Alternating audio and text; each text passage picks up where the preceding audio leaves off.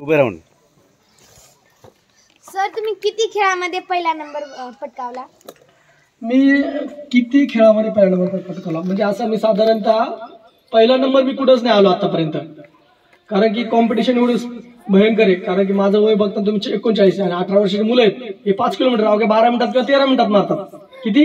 12 ते 13 मिनिटात 5 kilometre. 21 kilometre अवघ्या 29 ते 30 मिनिटात मारतात. कारण ते आर्मीची भरती करतात, त्यांना करिअर घडवायचं असतं. त्याच्यामुळे ते फर्स्ट कधी पण येतात आणि त्यांना बक्षीस भेटतात 50,000 51,000 रुपये. आपलं 39 वय, आपण फक्त फिट राहण्यासाठी बघतो की जेवढं तुम्ही जास्त जोर देता तुमचं कधी काही पण होऊ शकते, हार्ट अटॅक येऊ शकतो, काय होऊ शकतो. त्यासाठी मी जास्तीत जास्त प्रयत्न करतो मेंटेन करण्याचा.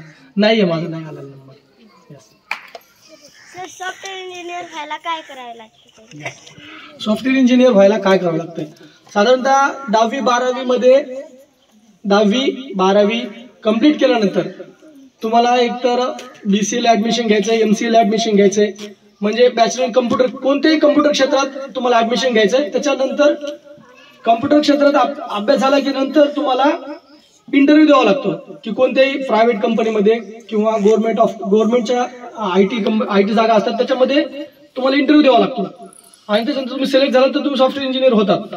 पण तुम्हाला स्टार्टिंगला तुम्हाला असं वाटेल की सॉफ्टवेअर इंजिनियर म्हणजे नेमकं काय. आता तुम्हाला बरेच प्रश्न, सॉफ्टवेअर इंजिनियर नेमकं काय, बरोबर का नाही? तुम्हाला माहिती ना सॉफ्टवेअर इंजिनियर म्हणजे काय. आता साधारणतः हे मोबाईल आहे, मोबाईलमध्ये काय आहे, मल्टिपल ऍप्लिकेशन येते.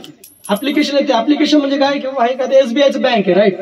त्या बँकच्या सॉफ्टवेअर मध्ये आपलं जर नाव टाकलं तर आपलं नाव येतं, किती पैसे शिल्लक हे दाखवतं, राईट. याला म्हणते तर सॉफ्टवेअर. लक्षात आलं? ह्याच्या मागची संकल्पना आहे, तुम्ही नाव टाकलं हे टाकलं तर त्याच्या मागे कसं काय चालतं हे सगळं आम्ही करतो, जे की आपण करू शकतो. का असतं? इंटरनेट आहे ना, हा इंटरनेटच्या बेसवरती सगळं डेटा हा कुठेतरी स्टोअर असतो. म्हणजे आपण कसं कपाटामध्ये फाईल ठेवतो, राईट, तसं इंटरनेटमध्ये कुठेतरी फाईल स्टोअर असते. ते एक डेटाबेस मध्ये स्टोअर असतं. मग आपण जसं आपण डेटा वगैरे टाकला की ते सगळं इन्फॉर्मेशन येते. मग ते पैसे किती गेले किती नाही दिसतात. ह्या सगळ्या गोष्टी मानवाला म्हणजे माणसाला कमीत कमी वेळेत जास्तीत जास्त फायदा आणि जास्तीत जास्त लवकरात लवकर अडचणी दूर करण्यासाठी हे सॉफ्टवेअरचं निर्माण झालेलं आहे.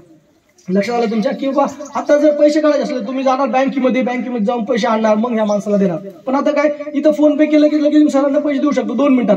म्हणजे माझे किती पैसे वाचले, किती वेळ वाचला. ह्याच्या मागचं कारण आहे सॉफ्टवेअर. जसं की फोन पे एक सॉफ्टवेअर आहे, त्याच्यानुसार हे आपण करू शकतो. त्यासाठी शिक्षण करणं की BCA करावं लागेल, MCA करावं लागेल, किंवा अजून बरेच आहे जसं की MCS आहे, बरेच आहे, खूप स्ट्रीम येतात. त्याच्यामध्ये आपल्याला कम्प्लीट करावं लागतं. 12वी नंतर करावं लागतं. त्याच्यानंतर तुम्ही बनवू शकता. येस.